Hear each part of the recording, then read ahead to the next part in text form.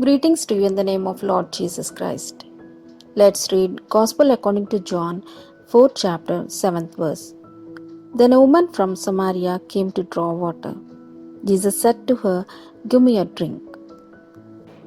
As you read the whole passage, it was about the Samaritan woman. It was the passage most often taught, and it gives some clear guidelines for personal evangelism. The lessons Jesus taught stand out as critical truths to be emphasized in presenting the way of salvation.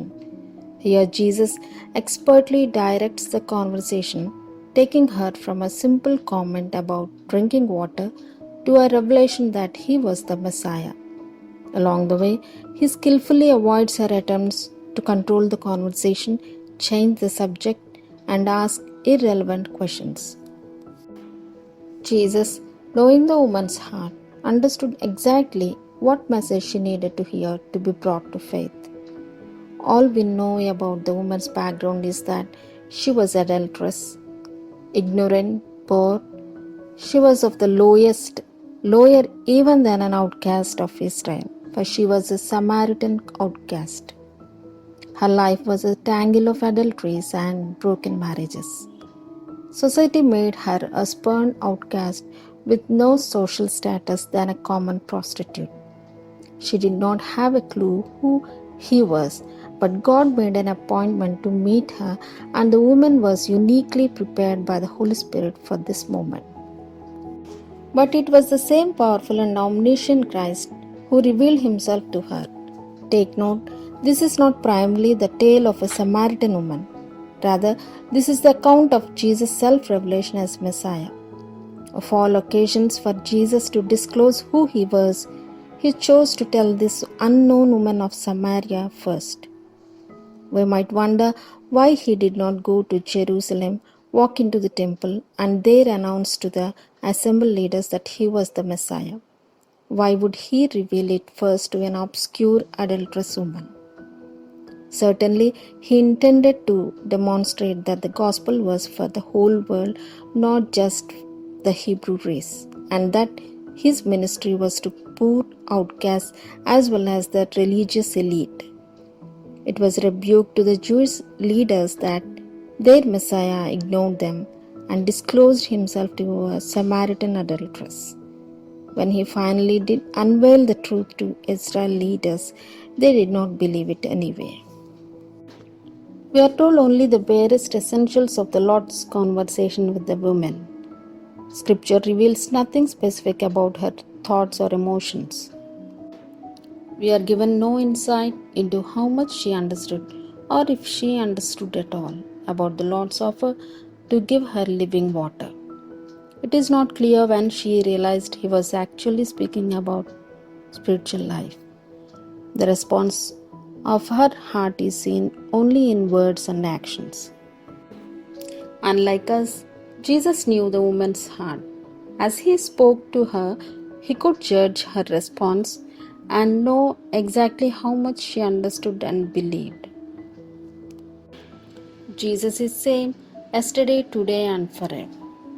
He not only knew the woman's heart but also our heart. He knows how much we understood and believed. Now look at Gospel according to John, 4th chapter, 3rd verse. Jesus had left Judea and was on his way to Galilee. Now in verse 4 it is written, he had to pass through Samaria. The Samaritans were so offensive to Jews that they wanted nothing less than to set foot in Samaria. In fact, traveling through Samaria was not normal for a Jew. Although the most direct route went straight through Samaria, the Jews never went that way. They had their own trail, which went to the north of Judea, east of the Jordan, then back into Galilee. Jesus could have followed that well-traveled route from Judea to Galilee, but by journeying instead through Samaria, our Lord was displaying his love for sinners. Now, a little background about Samaritans and why Jews hated them. The Samaritans were hybrid Jews who had married into the surrounding nations when Israel was taken into captivity. They rejected Jerusalem as the center of worship and built their own temple on Mount Gerizim in Samaria. Their intermarriage and idolatry were crimes so gross that Orthodox Jewish people ordinarily had no dealings with them. Samaria had essentially become a separate nation, viewed by the Jews as more abhorrent than the Gentiles. This hatred and bitterness between the Jews and Samaritans had gone on for centuries.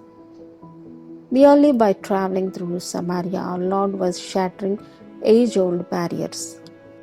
Christ arrived at the appointed place to fulfill a divine appointment.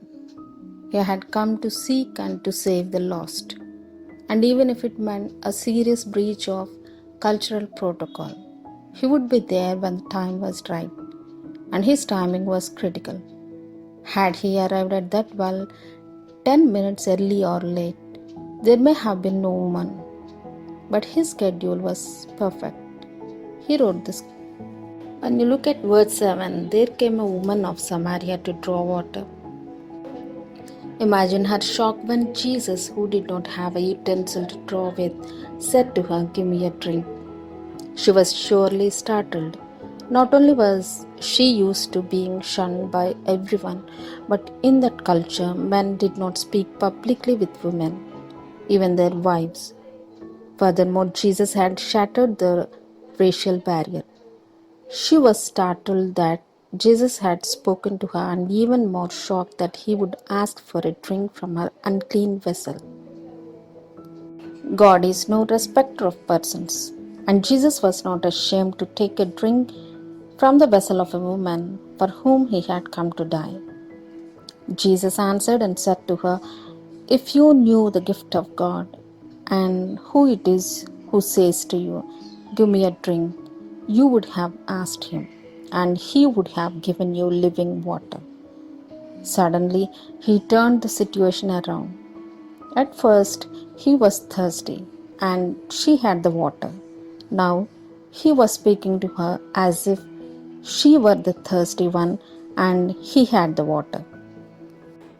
Instead of asking for a drink, he declared that she needed a drink from his fountain. The issue was no longer his physical thirst, but her spiritual need.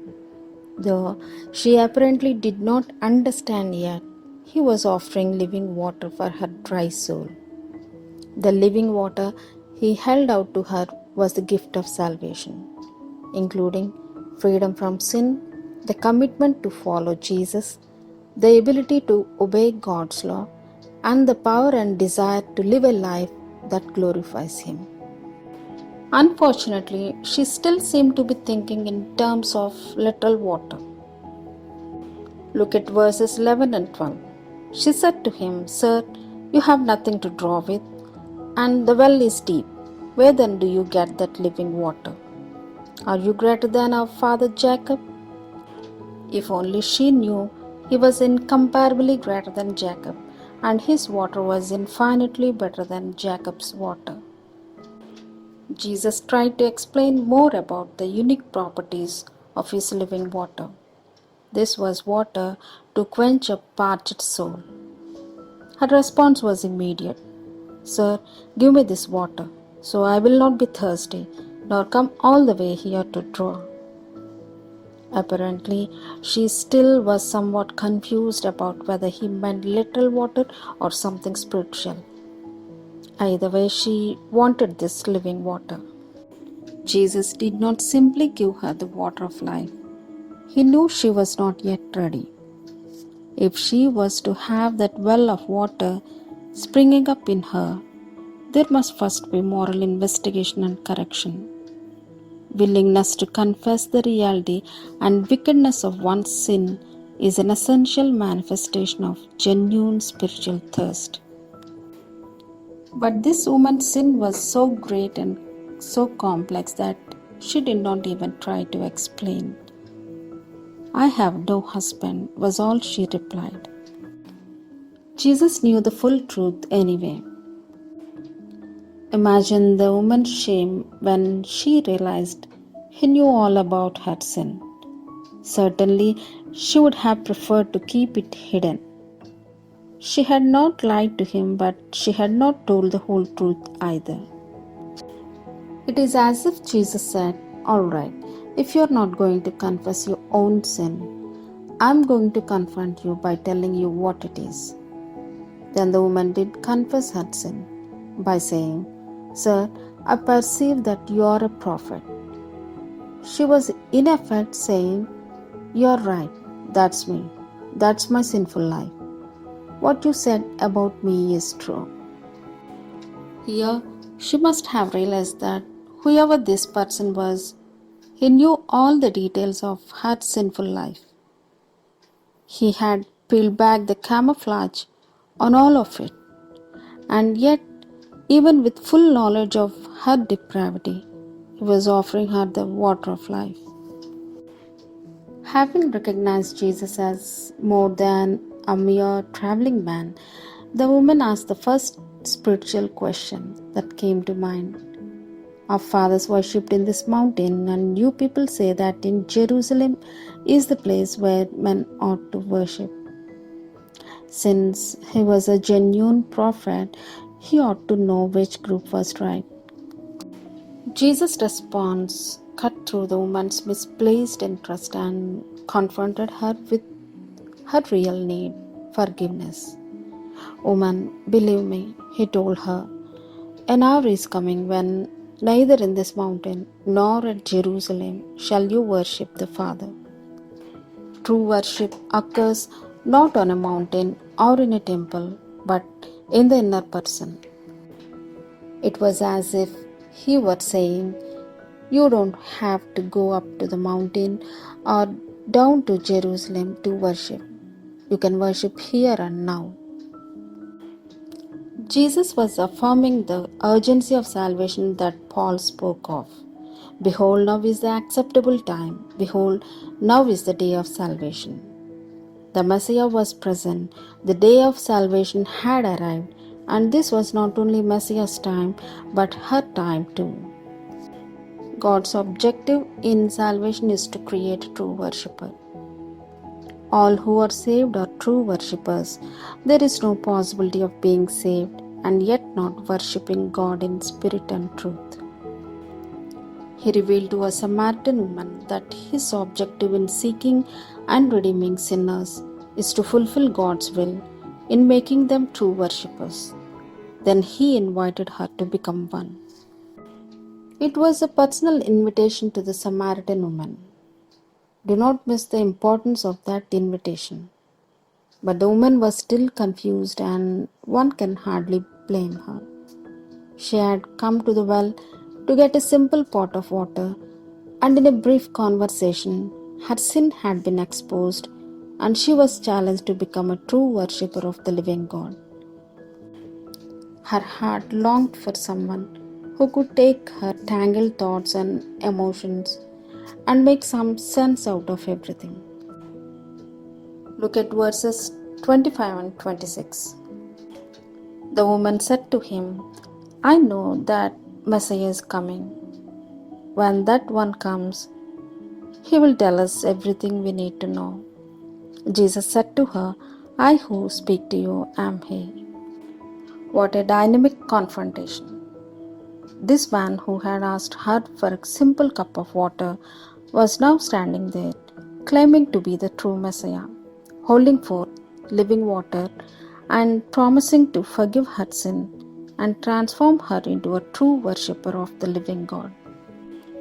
Step by step, he had opened her sinful heart and disclosed himself to her, and apparently she responded with saving faith.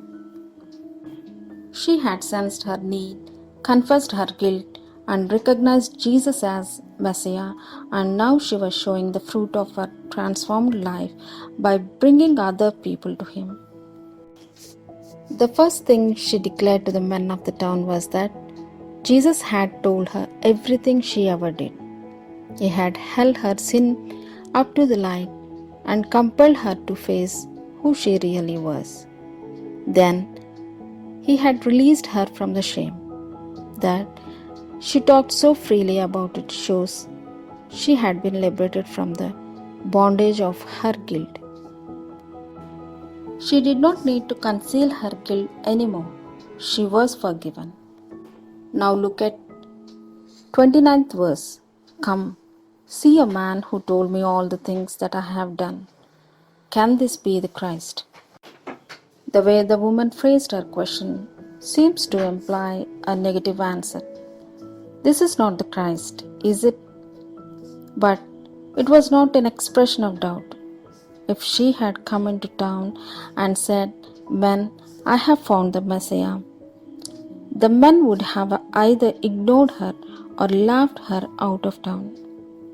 She, an outcast adulteress, was not the most qualified person in town to identify the Messiah. Besides, women did not tell men anything in that society. So she put it in the form of a question. That way, they would meet him with an open mind. She knew Christ would do the rest. The woman's testimony had a profound impact on the village. Scripture tells us from that city many of the Samaritans believed in him because of the word of the woman who testified, "He told me all the things that I have done." It was the news of how he had uncovered her sin that made such a deep impression. God seeks people who will submit themselves to worship him in spirit and in truth. That kind of worship is impossible for those sheltering sin in their lives. Those who confess and forsake their sin, on the other hand, will find a Savior eager to receive them, forgive them, and liberate them from their sin. Like the woman at the well, they will find a source of living water that will quench forever even the strongest spiritual thirst. May God bless these words. Amen.